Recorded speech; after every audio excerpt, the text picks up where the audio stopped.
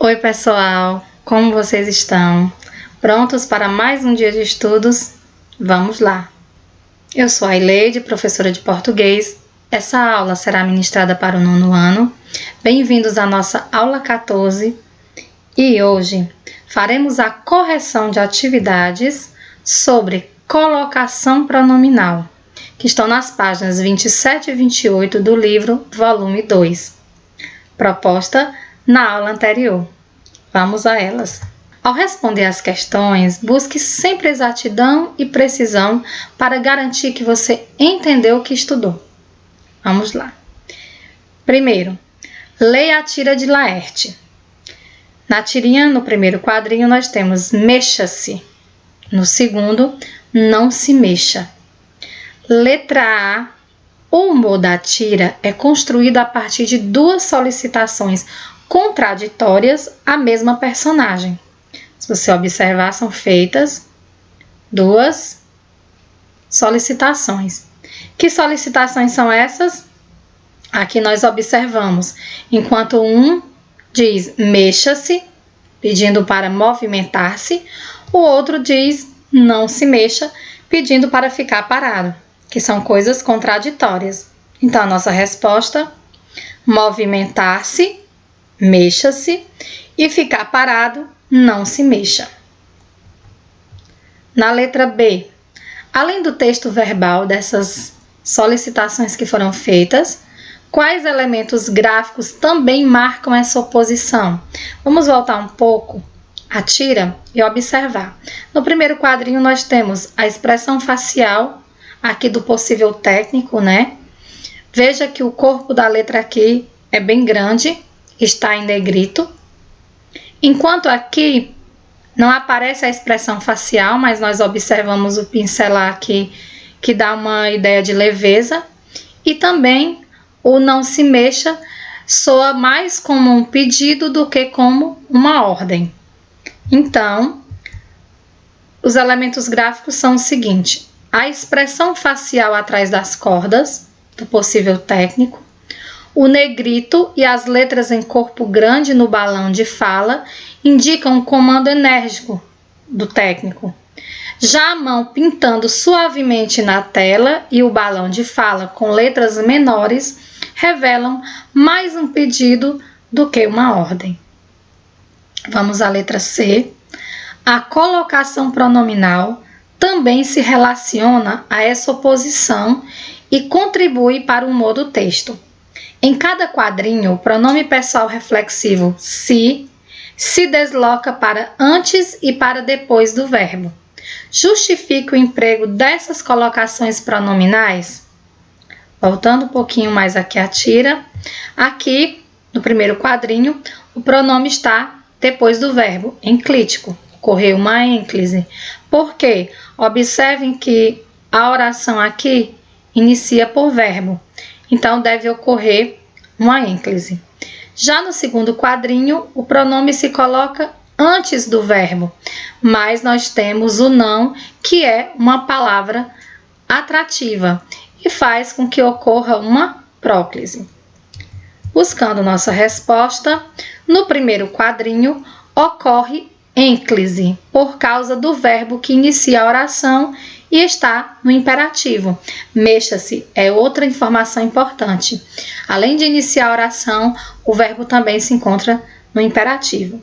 No segundo quadrinho, a próclise se justifica pelo uso do não, que é uma palavra atrativa, fazendo com que o pronome fique antes do verbo, que é um termo de sentido negativo. Vamos à segunda questão. Leia o título de um artigo de opinião de um jornal paranaense. No título tem o seguinte: Nos acostumamos a tudo. Jornal de Beltrão. Letra A. De acordo com a norma padrão, como ficaria a colocação do pronome oblíquo átono? Reescreva a oração. Observe que aqui ele está antes do verbo, iniciando a oração.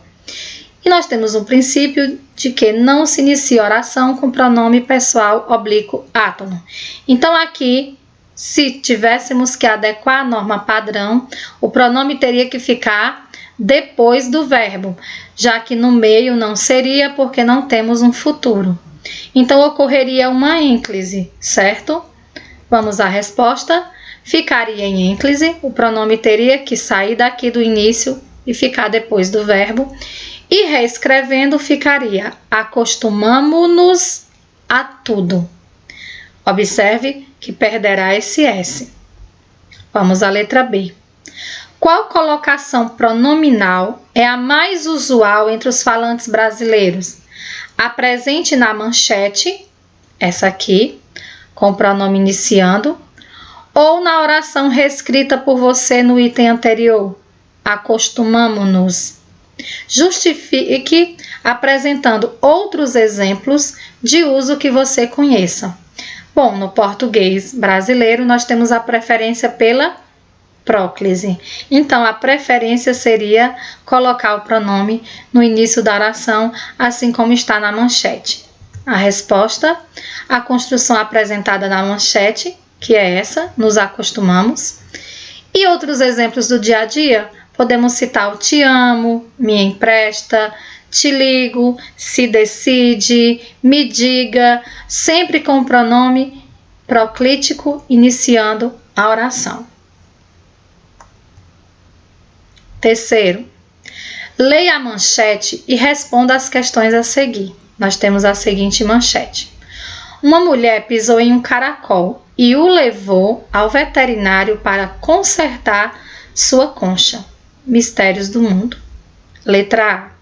Qual é a classe gramatical da palavra destacada? A palavra destacada é o. Nesse caso, está substituindo o substantivo, então é pronome pessoal / átono de terceira pessoa. E a que elemento do texto ele se refere? Se nós fizermos a releitura aqui, uma mulher pisou em um caracol e o levou. Levou quem? O caracol. Então, esse pronome refere-se a caracol. Nossa resposta, pronome / átono da terceira pessoa do singular, refere-se ao substantivo caracol. Letra B. De acordo com a norma padrão, esse termo deve ser colocado em qual posição? Veja, aqui está antes do verbo e nós temos uma conjunção, mas é uma conjunção coordenativa, que para muitos gramáticos não é uma palavra atrativa. Então, a colocação desse pronome seria após o verbo ocorreria uma ênclise e levou-o. Em sua opinião, qual das duas colocações do pronome é mais comum nesse caso? Como a nossa preferência no português brasileiro é pela próclise, então a próclise seria a colocação mais comum. Nossa resposta, a forma mais comum é a próclise, o levou, e não a ênclise, como dita a norma padrão. Uma observação é que alguns gramáticos já consideram a conjunção coordenativa e como uma palavra atrativa, mas até então ela não está dentro dessas palavras com poder de atração. 4. Leia as frases 1 e 2. Frase 1. Há 3 pontes na cidade. As chuvas acabaram por destruir as pontes. A prefeitura prometeu reerguer as pontes ainda este mês. Aqui nós temos uma repetição do substantivo pontes. Segundo, quem ainda não terminou o trabalho de matemática deve reunir-se com seu grupo para discutir o trabalho, concluir o trabalho e entregar o trabalho até no máximo segunda-feira. Mais outro trecho com algumas repetições no caso do substantivo trabalho, que podem ser evitadas se forem substituídas por pronomes. Letra A. Reescreva essas orações, substituindo os termos destacados por pronomes pessoais / átonos, para que o texto fique mais conciso e não tenha repetição de palavras. Veja, precisamos fazer um lembrete antes, certo? Vamos lembrar que os pronomes pessoais oblíquos átonos o, a, os e as exercem a função de objeto direto. Observem que, se voltarmos nas frases, as chuvas acabaram por destruir o que? As pontes, objeto direto. Prometeu reerguer o que? As pontes, também está na função de objeto direto. Discutir o que? O trabalho. Concluir o que? O trabalho. Entregar o que? O trabalho. Todos esses termos repetidos são objetos diretos. Então, poderemos substituir por estes pronomes aqui.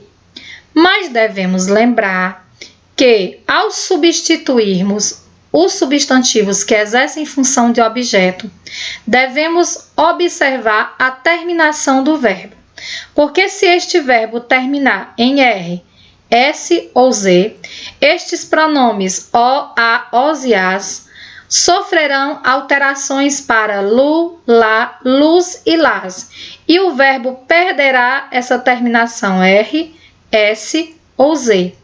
Por exemplo, vou vender a casa. Verbo terminou em R. A casa é o objeto direto. Vamos substituir pelo pronome a. Só que o verbo terminando em R, esse a sofrerá variação para lá. Então, teremos vou vendê-la. E também que, se o verbo tiver uma terminação nasal, terminar em an, em e on, esse o, a, os e as vai variar para nu, na, nus e nas. Por exemplo, venderam a casa. A casa aqui é o objeto direto, vamos substituir pelo pronome a. Mas a terminação do verbo é nasal, então esse a sofrerá uma variação para na. Ficará venderam na. Então, substituindo, teremos: há 3 pontes na cidade. As chuvas acabaram, lá tem por destruir as pontes, por destruí-las.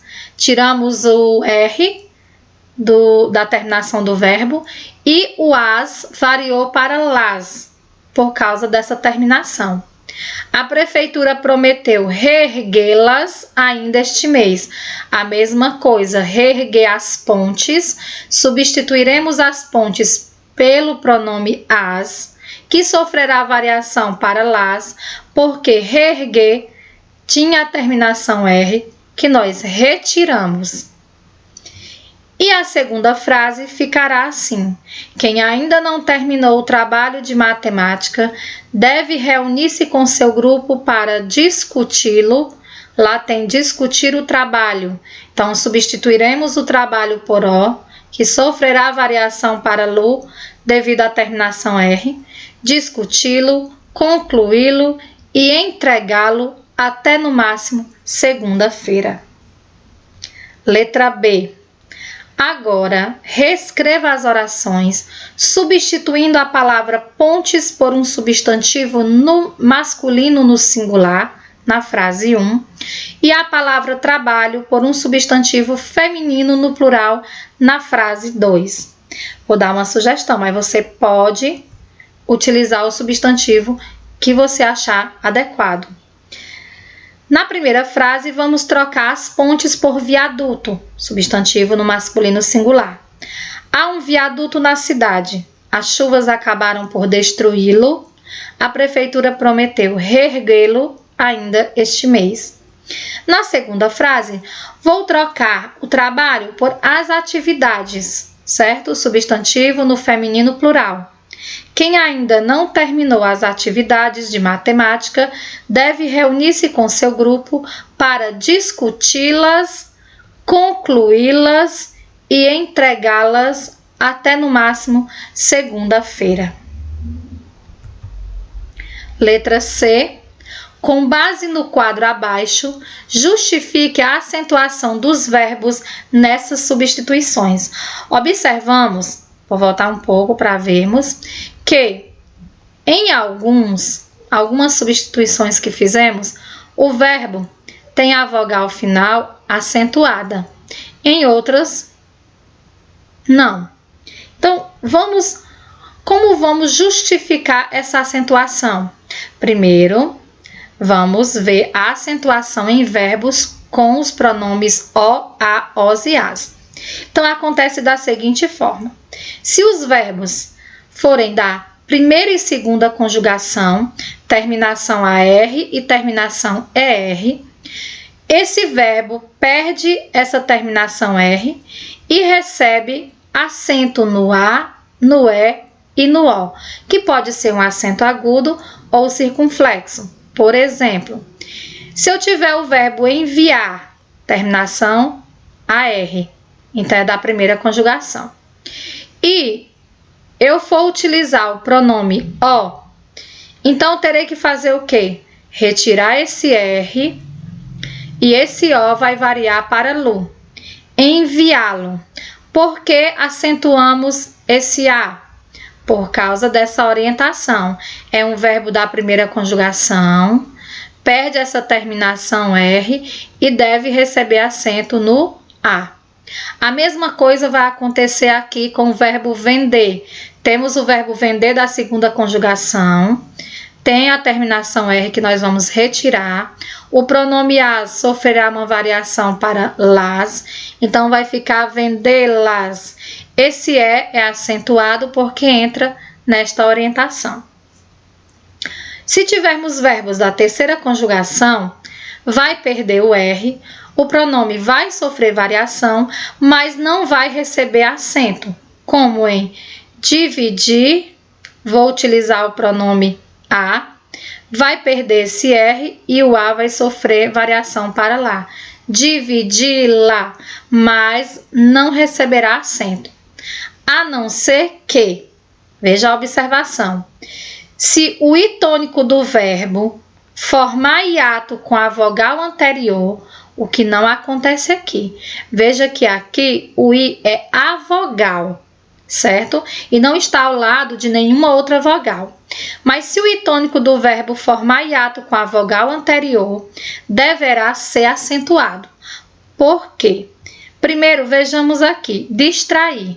Distrair. Esse I, que fica sozinho numa sílaba, forma hiato com esse A, que vai ficar na sílaba anterior. Então, se eu formo hiato, tem uma regra de acentuação que diz que o I tônico do hiato, sozinho na sílaba ou seguido de S, deve ser acentuado. Como, por exemplo, em saída, o I é do hiato, é tônico, está sozinho, recebe acento. O que vai acontecer quando nós tirarmos esse R daqui? Nós vamos ter um I tônico sozinho na sílaba.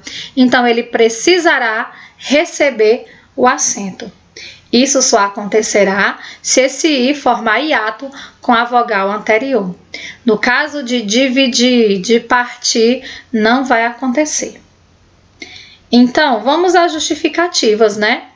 Em entregá-las e reerguê-las, levam acento porque os verbos da primeira, entregar, e da segunda, conjugação, reerguer, perdem o R e recebem acento em A e E.